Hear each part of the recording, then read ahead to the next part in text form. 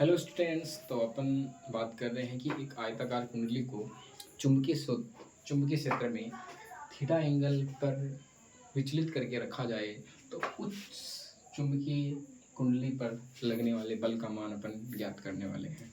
तो फिलहाल फ्रेंड्स मैं आपको बता दूं कि अगर कोई भी एंगल पे या फिर किसी भी एंगल पे कोई अगर कुंडली चुंबकीय क्षेत्र में रखी जाती है तो चुंबकीय क्षेत्र की दिशा इस प्रकार से आपको नजर आ रही है, एन से एस की तरफ, जो कि मैंने यहाँ से भी दर्शा रखा आपको। इस प्रकार से चुंबकीय क्षेत्र की दिशा है, ठीक है। तो यहाँ पर इस चुंबकीय क्षेत्र के कारण ये जो विचलित थोड़ी सी घूमी हुई कुंडली है उस पर लगने वाले आयताकार कुंडली पर लगने वाले बल का परिमाण आपको बताना है, ठीक है फ्रेंड्स। बात करते हैं यहाँ पर कि पी क्यू पर लगने वाले बल का मान क्या होगा। तो पी क्यू पर लगने वाले, पहले तो बल की दिशा अपन देख लेते हैं किस प्रकार से लगेगी। तो देखो गाइज, यहाँ पर चुंबकीय क्षेत्र इस प्रकार से है और आपका जो धारा प्रवाहित हो रही है कुछ इस प्रकार से है, ठीक है। तो इस प्रकार से आपको अपना हाथ क्या करना है, धारा की दिशा में इस प्रकार से उंगलियां रखनी है और चुंबकीय क्षेत्र की तरफ मोड़ देनी है, ठीक है। तो चुंबकीय क्षेत्र की तरफ में अपन मोड़ेंगे इस प्रकार से, ठीक है। तो धारा की दिशा में आपको उंगलियां रख के इस प्रकार से चुंबकीय क्षेत्र की तरफ मोड़नी है। तो आपका जो अंगूठा है इस प्रकार से, अंगूठा अंदर की तरफ आपको क्या बताएगा, चुंबकीय बल का मान बताएगा। तो इस वाले लंबाई के कारण जो चुंबकीय बल का मान आएगा कुछ इस प्रकार से अंदर की तरफ आएगा, ठीक है। तो F1 बल अंदर की तरफ आया। अब अपन बात कर रहे हैं R और S लंबाई के चालक के कारण लगने वाले बल का मान, ठीक है। आप लोग देख सकते हो कि यहाँ पर जो चुंबकीय क्षेत्र का मान है कुछ इस प्रकार से है, ठीक है ना। चुंबकीय क्षेत्र इस प्रकार से है और चालक इस प्रकार से है। तो थीटा एंगल पर ये आपका चालक प्रवेश कर रहा है चुंबकीय क्षेत्र में, तो इस पर लगने वाले बल का परिमाण, ठीक है। आपको क्या करना है, धारा की दिशा में उंगलियों को करके चुंबकीय क्षेत्र की दिशा में मोड़ देना है, ठीक है ना। धारा की दिशा में इस प्रकार से, तो अपन कह सकते हैं बिल्कुल हाँ, धारा की दिशा में ऐसे प्रकार से, धारा की दिशा में आपको क्या करना है, उंगलियां करनी है और चुंबकीय क्षेत्र की तरफ मोड़ देनी है। चुंबकीय क्षेत्र आपका इस प्रकार से होगा इधर की तरफ और आपका जो चालक है वो उस तरफ होगा, तो आपको इस तरफ मोड़नी है। तो जो बल लगेगा वो नीचे की तरफ लगेगा, आप देख पा रहे होंगे, अंगूठा आप बताएगा। तो F2 आपका नीचे की तरफ आ जाएगा, ठीक है। ऐसे ही अपन बात करते हैं चालक S के कारण लगने वाले बल का मान। चालक S के कारण लगने वाले बल का मान देखो क्या हो जाएगा फ्रेंड्स, ये अपने पास में F2 हो चुका है, तो ये अपने पास में धारा नीचे की तरफ बह रही है और चुंबकीय क्षेत्र इस प्रकार से, ठीक है। तो धारा की दिशा में उंगलियां करनी है और धारा की दिशा में उंगलियां करनी है और चुंबकीय क्षेत्र की तरफ मोड़नी है। तो धारा की दिशा में उंगलियां करनी है, चुंबकीय क्षेत्र की तरफ मोड़नी है। अंगूठा बताएगा आपको बल की दिशा, तो बल लग रहा है बाहर की तरफ, ठीक है ना, बाहर की तरफ बल लग रहा है।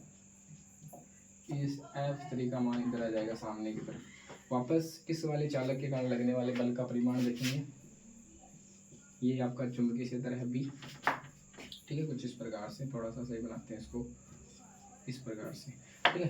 तो आपको क्या करना है, हाँ ध्यान देना इस पे। तो चुंबकीय क्षेत्र का जो मान आएगा कुछ इस प्रकार से, हाँ देखो, धारा की दिशा में उंगलियां करनी है, चुंबकीय क्षेत्र की तरफ मोड़ देनी है। तो अंगूठा क्या बताएगा, बल की दिशा अंदर की तरफ।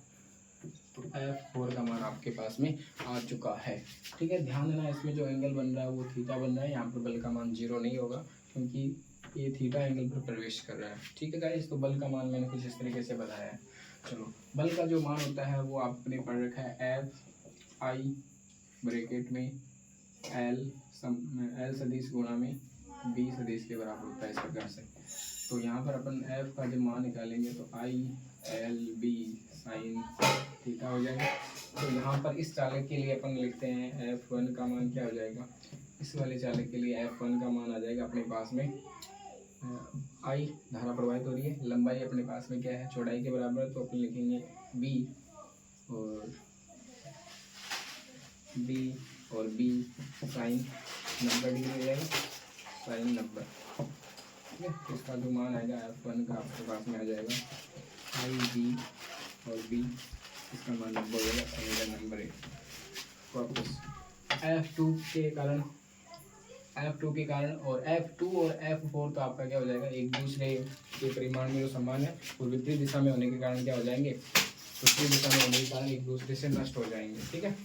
और अपने पास में जो दो बल निकल के आएंगे वो ये वाला आएगा जो इस कुंडली को घुमाने का काम करेगा। ऐसे कुंडली रखिएगा, एक इससे बल लग रहा है अंदर की तरफ और ये वाला जो बल लग रहा है बाहर की तरफ, तो ये क्या करेंगे, कुंडली को घुमाने का काम करेंगे।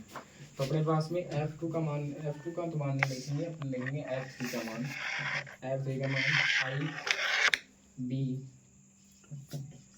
आई बी साइन 90 और 90 का मान एक होता है, तो आपके पास में F3 का मान आ जाएगा आई बी समीकरण नंबर 2। ठीक है, ये दोनों तो नष्ट हो चुके हैं। अब देखते हैं अपने पास में कि इसमें कितना घूर्णन आ रहा है। ये दोनों बल लगने के बाद में कुंडली में कितना घूर्णन आ रहा है वो चेक करते हैं।